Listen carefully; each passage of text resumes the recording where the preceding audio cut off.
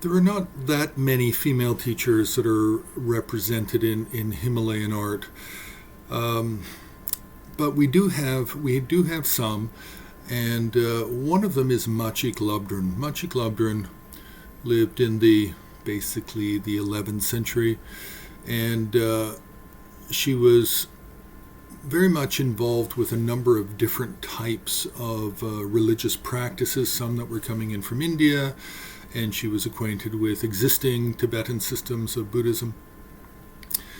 But Machig is regarded as one of the only people to actually invent or design a unique system of Buddhist practice. And for that, she's become quite famous. Now, she appears always in art as a youthful young lady. There's two main forms that she appears in.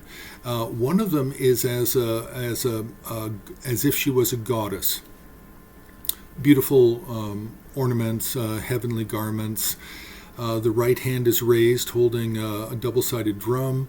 The lower left hand is lowered and holds a bell upturned. Now, there's two ways that she can be positioned. She can be either seated or she can be standing. When she's seated, she's being regarded more as the human teacher. Now, when she's standing, then she has the left leg down, the right leg is up, and she's in a dancing posture, and the double-sided drum is held high up in the air. And she looks very much like the deity Buddha Dakini, who's also white, one face, two arms, appears as a goddess. So these are the two main forms that Machig can appear in both painting and sculpture. But we also have paintings of her life story, and there she appears as an ordinary person in the small vignettes, but can appear as either in a seated posture or the standing deity-type posture as the central figure. We also have a number of refuge fields where Machig is at the center. She's the central focus, with Buddha's lineage teachers, meditational deities, and protectors below. We have several styles of refuge field, and probably the most common one is one that was really devised at the Dege Parkong, the Dege printing house in eastern Tibet. A number of these prints have been made over the years, and some of them are printed on cloth and then painted to become scrollwork paintings. There are some variations in terms of the refuge field, and they can depend on the tradition, and there can be different figures put in.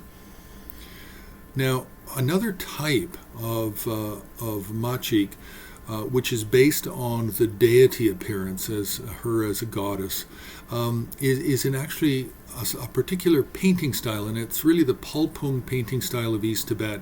And we have quite a number of these paintings, which shows really her popularity in that region of Tibet.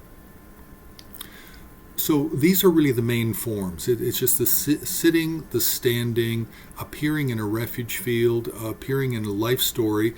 And the life story can be either a single composition with the narrative vignettes around, or it can be in a set of 3 or 5 paintings. It's unclear, as I've not found the actual Adriik text, a text which describes how to paint the life story and how many individual compositions should be required. So I haven't found that yet. So Machig, we do have early examples as well. We have some early paintings, and we have some early, by early I mean 14th century, and we have sculpture that is possibly the same period of time, maybe a little earlier. The majority of paintings are after the 17th century.